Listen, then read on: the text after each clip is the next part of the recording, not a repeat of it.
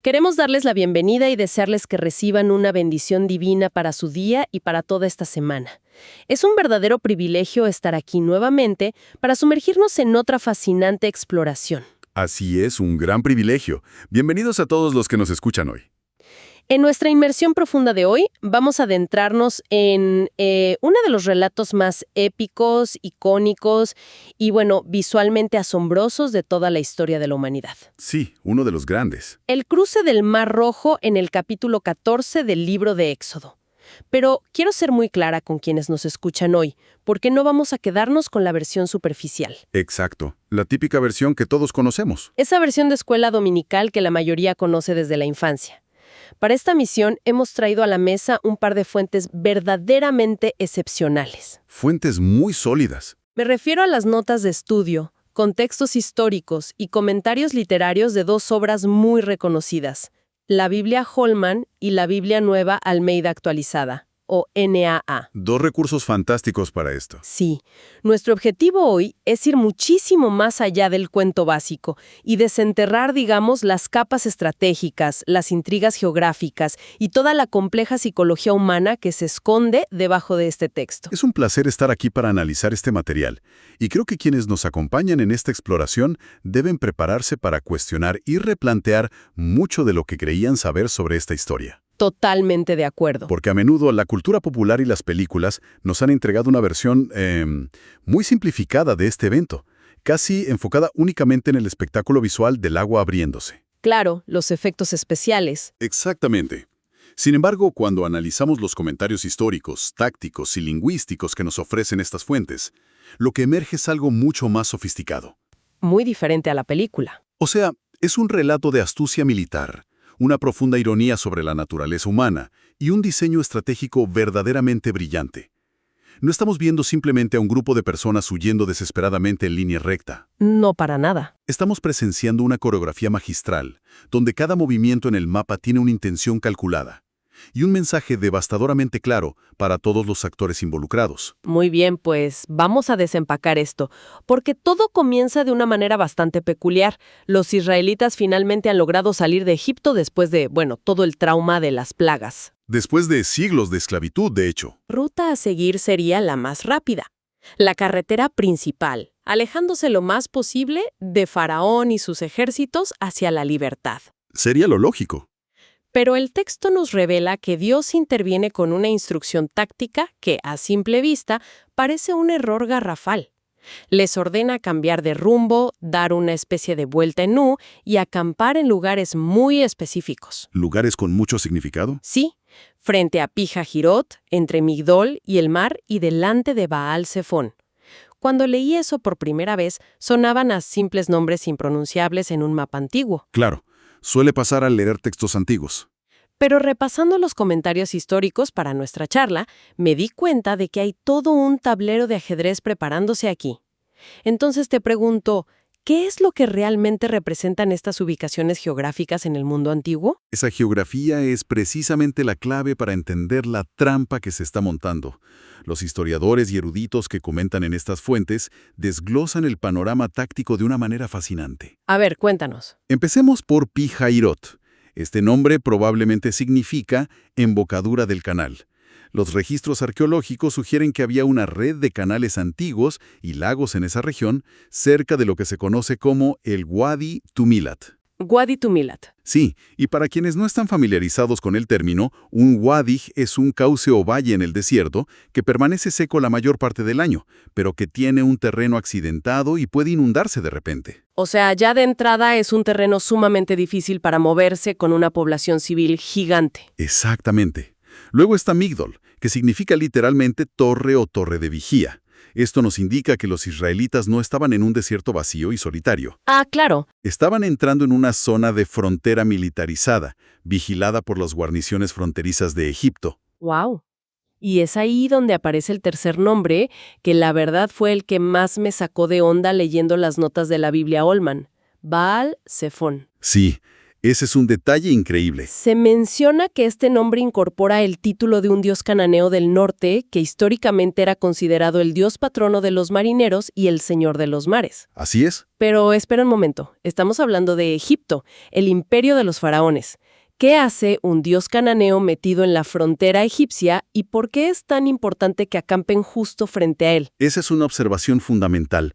El antiguo Medio Oriente era un mundo sumamente interconectado por el comercio. Ya. Los egipcios permitían e incluso adoptaban deidades extranjeras en sus zonas fronterizas y puertos, pues para proteger las rutas comerciales marítimas. Como una especie de diplomacia religiosa. Exacto. Baal-Zephón era visto como la deidad definitiva que controlaba las tormentas y las aguas turbulentas. Al posicionar a los israelitas exactamente frente al santuario o la región dominada por este dios, el mensaje divino se expande. Tiene mucho sentido. Ya no se trata solo de humillar a los dioses clásicos de Egipto como se hizo en las plagas. El Señor está lanzando un guantelete a nivel regional. Está diciendo que vamos a ver quién tiene verdaderamente la jurisdicción sobre el mar. Es como si estuviera preparando el escenario perfecto para un duelo. Los está colocando deliberadamente en un callejón sin salida geográfico. Terreno escabroso por un lado, guarniciones militares por el otro. Así es. Un cuerpo de agua aparentemente intransitable al frente y bajo la supuesta mirada del dios de los mares. Y claro, los comentarios históricos nos explican cómo lee Faraón esta situación. Que la lee muy mal, por cierto. Sí, sus espías fronterizos le reportan este movimiento errático, y su conclusión militar inmediata es que están desorientados en la tierra, que el desierto los ha acorralado. Él piensa que ya ganaron. Faraón asume que los líderes israelitas han cometido un error táctico monumental y que la población está vulnerable y atrapada. Y si conectamos esto con el panorama general, Faraón está cometiendo el error clásico de evaluar un evento sobrenatural con una métrica puramente humana. Totalmente. Él está viendo un mapa, está viendo un grupo de nómadas atrapados en un wadi, pero no está considerando la columna de nube y fuego que guía a este pueblo. Faraón muerde el anzuelo por completo. Cae directito en la trampa. Sí, la intención no es simplemente que Israel logre escapar por los pelos. El diseño estratégico aquí es atraer a toda la maquinaria militar egipcia lejos de sus bases seguras y llevarla a su propia ruina. Demostrando quién manda realmente. Demostrando que Faraón, quien se creía un dios viviente en la tierra, no es más que un peón en este tablero. Y vaya maquinaria militar que muerde ese anzuelo. Cuando estaba preparándome para hoy y llegué a la parte donde Faraón moviliza su ejército, de verdad me impresionó mucho el contexto que dan las fuentes sobre lo que esto significaba en la antigüedad. Era la superpotencia de la época. El texto menciona que Faraón toma 600 carros de guerra escogidos, además de todos los demás carros de Egipto.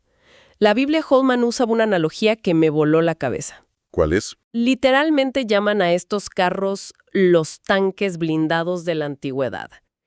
Y la NASA subraya que tener esta fuerza de carros era una ventaja táctica gigantesca. O sea, no estamos hablando de simples carretas de madera tiradas por ponis. En absoluto. Para entender el terror absoluto de este momento, hay que visualizar lo que era un carro de guerra egipcio de la dinastía 18 o 19. A ver, descríbenos eso. Eran maravillas de la ingeniería militar antigua. Estaban construidos con maderas ligeras importadas, diseñados para ser increíblemente rápidos y maniobrables, con ruedas de radios que absorbían el impacto del terreno irregular. Pura tecnología de punta. Literalmente. Llevaban a un conductor y a un guerrero armado con arcos compuestos capaces de perforar armaduras a larga distancia. ¡Wow! Imaginemos el estruendo de cientos, tal vez miles, de estos vehículos de guerra de élite avanzando a toda velocidad por el desierto, levantando una columna de polvo masiva en el horizonte que oscurece el cielo. Debe haber sido una visión aterradora. Era el equivalente a ver a una división de tanques modernos acercándose a una multitud de civiles a pie. ¡Qué fuerte! Ese contraste es desgarrador. Tienes a una nación de esclavos recién liberados que incluye a niños pequeños, ancianos, rebaños, todos a pie y acorralados contra el agua. Sin armamento ni entrenamiento. Exacto. Y del otro lado, la fuerza militar más prestigiosa e imponente del mundo conocido cayendo sobre ellos. Y esto nos lleva a un quiebre psicológico brutal en la historia. Sí, la reacción humana. Los historiadores nos recuerdan que apenas unos días antes, los israelitas salieron de Egipto con mano alta. Las notas explican que esta es una expresión de marcha triunfal, de audacia y celebración. Estaban eufóricos. Pasan de estar en la cima del mundo a sentir un terror que los paraliza por completo en cuestión de segundos, al escuchar esos carros. El choque con la realidad es devastador. Todo el coraje construido por las maravillas que vieron en Egipto colapsa frente a una amenaza física inminente y letal. Es que es muy humano. Su reacción no es sentarse a tener un concilio pacífico, ni organizar una defensa. Su reacción es un pánico irracional y agresivo contra la única figura de autoridad que tienen a la mano, que es Moisés. Pero un momento, porque aquí tengo que hacer la pregunta difícil que seguro muchos en nuestra audiencia se están haciendo. Adelante. Si Dios, en su omnisciencia, ya sabía que este pueblo, que venía con el trauma de generaciones de esclavitud, iba a entrar en un pánico absoluto al ver estos carros, ¿por qué llevarlos a ese callejón sin salida? Es una gran pregunta. O sea, ¿no resulta un poco cruel someter a toda esta gente a ese terror psicológico extremo solo para probarle un punto a Faraón y a un dios cananeo? Esa es probablemente la pregunta más profunda que plantea esta inmersión, y los analistas teológicos abordan este dilema directamente. ¿Y qué dicen? Que no se trata de crueldad, sino de una cirugía radical y necesaria. Tienes que entender el estado mental de los israelitas. Llevaban 400 años condicionados para agachar la cabeza ante el látigo egipcio. Un condicionamiento brutal. Era muy fácil sacar al pueblo de Egipto físicamente, pero sacar a Egipto de la mente del pueblo era el verdadero desafío. Si simplemente huían por una ruta fácil, siempre vivirían mirando por encima del hombro. Aterrorizados de que los alcanzaran. Exactamente. El trauma generacional no se borra huyendo. Se borra viendo cómo aquello que te aterroriza es desmantelado de manera definitiva frente a tus propios ojos. Necesitaban este callejón sin salida para que su dependencia pasara definitivamente de los recursos humanos a la provisión divina. ¡Qué perspectiva tan poderosa! Y vaya que ese trauma generacional asoma la cabeza en ese momento de estrés. El comentario de la Na me hizo ver un detalle psicológico que me pareció fascinante. El sarcasmo, ¿verdad? Sí. En medio de su desesperación, el pueblo no solo le grita a Moisés usando un humor negro y defensivo tremendo, reclamándole si acaso no había sepulcros en Egipto, que los ha sacado para morir en el desierto. Es una frase durísima. Pero van más allá. Comienzan a distorsionar su propia memoria histórica.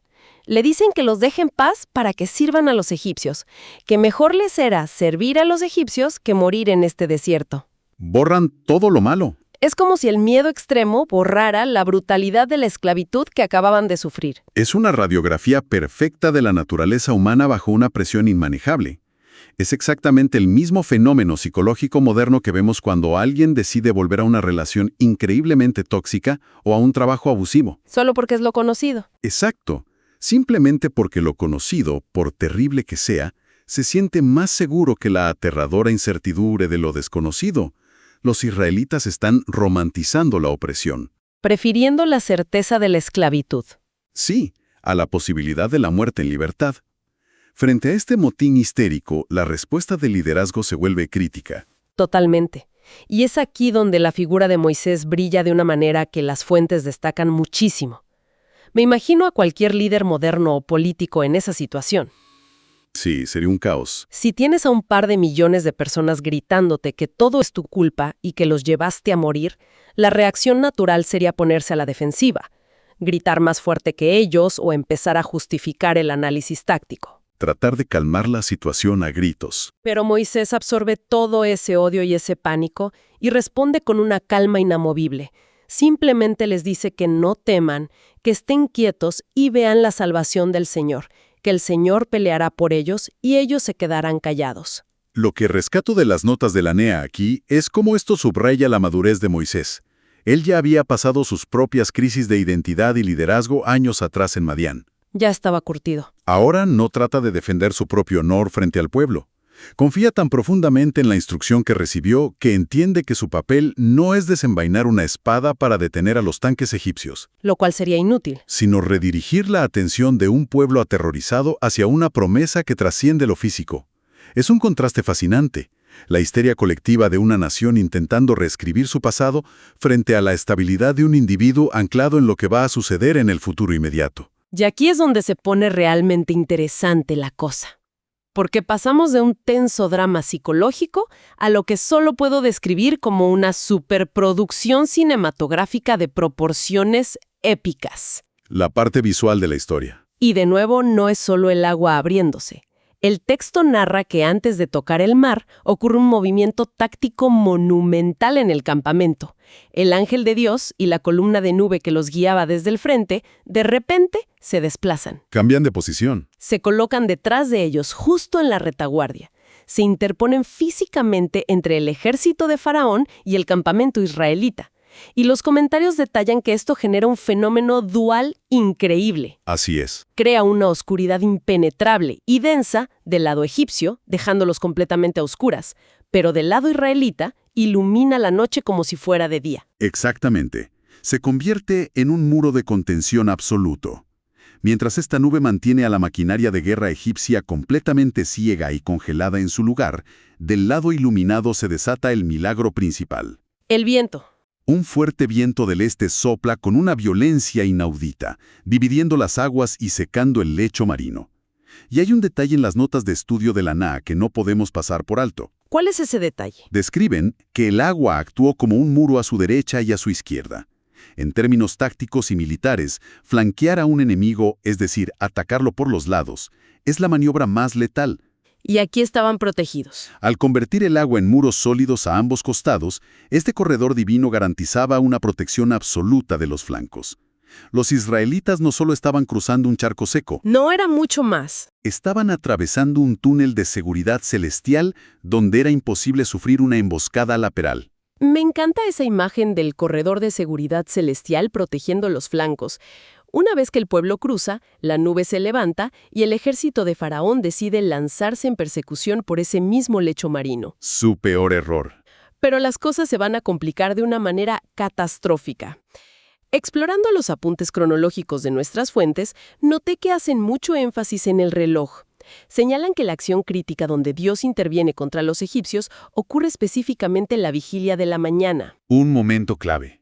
Y explican que, en la división del tiempo antiguo, esto corresponde a la franja entre las 2 de la mañana y las 6 de la mañana. ¿Por qué es tan crucial este detalle temporal? Los historiadores militares te dirán que la última vigilia de la noche es el momento de mayor vulnerabilidad táctica, psicológica y física para cualquier ejército. Tiene sentido, están agotados. En la antigüedad, la noche se dividía en guardias o vigilias para administrar el descanso de las tropas. La vigilia que va de las 2 a las 6 de la mañana es cuando la privación del sueño llega a su punto máximo. Cuando más frío hace también. Exacto. Cuando las temperaturas en el desierto son más heladas y cuando la mente y el cuerpo humano están más agotados y propensos a la confusión. En ese preciso momento de fatiga absoluta, desde la columna de fuego y nube, el Señor desata el caos en el campamento egipcio en medio del mar. Y el caos es literal. El texto menciona que les quita o atasca las ruedas de los carros.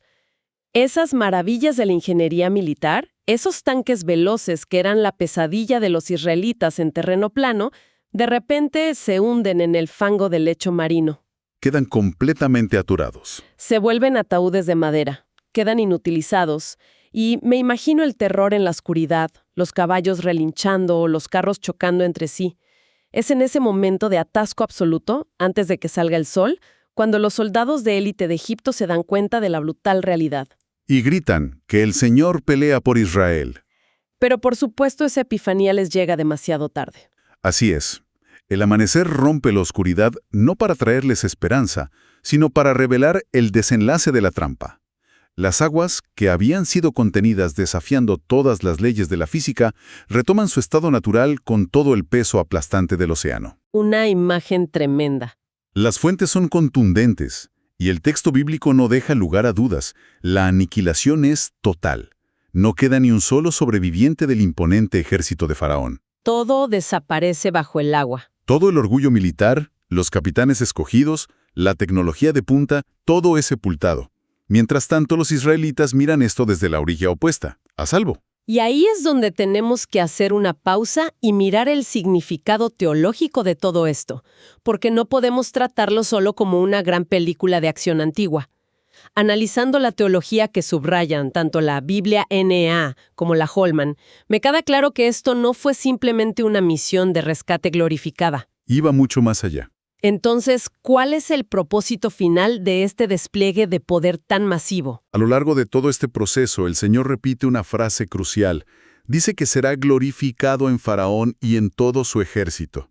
El rescate de los israelitas era fundamental, por supuesto, pero el propósito abarcaba algo mucho más grande a nivel cósmico y geopolítico. Era un mensaje para todos. Era una demostración irrefutable de poder absoluto destinada a desmantelar la soberbia del imperio más grande de su tiempo. Faraón había endurecido su corazón repetidas veces, asumiendo que su autoridad era inapelable. Se creía invencible. La destrucción en el Mar Rojo es el veredicto final que establece para Egipto, para las naciones cananeas circundantes y para el propio Israel, que el Dios de los hebreos es el único y verdadero soberano del universo. ¿Con jurisdicción total? Así es, jurisdicción total sobre la naturaleza y los imperios humanos. Hay una observación literaria verdaderamente brillante en las notas de estudio sobre cómo se cuenta este desenlace, que no quiero dejar pasar. A ver, cuéntanos. Destacan el uso de la frase «la gran mano que el Señor mostró a los egipcios» y nos explican que es un contraste magistral. Durante toda su vida, Israel solo había conocido el terror de la mano dura de los egipcios. La mano del capataz. La mano que los azotaba para hacer ladrillos. Pero al final, la que prevalece, la que trae liberación absoluta y juicio, es la gran mano del Señor. Es un contraste que sella el fin de una era. Y las implicaciones de ese contraste para la sociedad israelita son enormes. Las fuentes analizan que el resultado inmediato de ver esta gran mano es que el pueblo temió al Señor. Pero un temor diferente. Exacto. No estamos hablando del terror paralizante que sintieron al ver los carros egipcios. Este temor es una reverencia profunda, un asombro que transforma su estructura social de la noche a la mañana. Pasan de esclavos a una nación creyente. La sumisión que antes les era impuesta a la fuerza por el látigo en Egipto ha sido erradicada, y en su lugar nace una lealtad y una confianza voluntarias hacia su libertador y hacia Moisés. Un cambio radical. Ese momento en la orilla es el verdadero nacimiento psicológico y espiritual de la nación de Israel. Entonces, la gran pregunta es, ¿qué significa todo esto para el mundo moderno? Porque estamos hablando de carros y mares antiguos, pero las emociones detrás de esta historia resuenan profundamente con quienes nos escuchan hoy. Totalmente. Hay momentos en la carrera profesional, en proyectos o en la vida familiar donde cualquiera puede sentirse acorralado en su propio Pijajirot. Su propio callejón sin salida. Por un lado, tienes un ejército imponente de deudas, presiones sociales, diagnósticos médicos o crisis avanzando hacia ti. Por otro lado, un obstáculo gigante bloquea cualquier camino. Y la tentación siempre es la misma. Entrar en pánico y romantizar el pasado. Pensar que estabas mejor cuando agachabas la cabeza y no intentabas nada nuevo, como los israelitas añorando la esclavitud. Si conectamos esto con nuestras luchas cotidianas, el liderazgo de Moisés frente al Mar Rojo se convierte en un manual de supervivencia emocional y espiritual. Así de claro. Frente a un callejón sin salida, nos enseña la importancia vital de no dejar que el terror nos haga reescribir nuestra propia historia de manera pesimista. Eso es fundamental. A veces, la acción más valiente y estratégica que podemos tomar no es atacar de vuelta o huir en desesperación, sino detenernos, estar quietos y confiar. Confiar en el proceso. Confiar en que, incluso en la vigilia más oscura de la noche, cuando nos sentimos agotados, hay fuerzas y providencias operando a nuestro favor para abrir un camino donde humanamente no existía ninguno. Me quedo con esa frase. La acción más valiente a veces es estar quietos y observar. Nos recuerda que esos momentos donde nos sentimos más atrapados suelen ser la antesala directa a nuestras mayores liberaciones. Siempre y cuando mantengamos el enfoque. Exacto. Pero sé que tienes un último pensamiento derivado de nuestras fuentes para dejar a la audiencia reflexionando. Así es. Mientras cerramos esta inmersión, el texto nos plantea una pregunta incómoda, pero sumamente importante. Si la demostración del poder divino en el Mar Rojo fue tan absoluta, tan irrefutable y visualmente arrolladora, Ajá. a dudar y a quejarse frente a la falta de agua o comida. Deseando otra vez volver a Egipto. Es una invitación a auditar nuestra propia naturaleza. ¿Qué tan rápido el próximo problema en nuestra vida logra borrar de nuestra mente la memoria de los mares rojos monumentales que ya hemos cruzado con éxito? Uf, qué manera tan cruda y profunda de cerrar nuestra exploración de hoy. Nos deja con una gran tarea. Definitivamente. No solo celebrar las victorias, sino aprender a retener la memoria de ellas cuando llegue el próximo desierto. Queremos agradecer enormemente a nuestra audiencia por acompañarnos en este extenso y fascinante recorrido a través de la historia, la táctica antigua y la psicología humana. Ha sido un viaje increíble. Gracias por escuchar. Esperamos que se lleven herramientas valiosas para enfrentar sus propios mares intransitables. Y así como comenzamos, nos despedimos declarando con mucho cariño que Dios bendice a todos los oyentes. Hasta nuestra próxima exploración.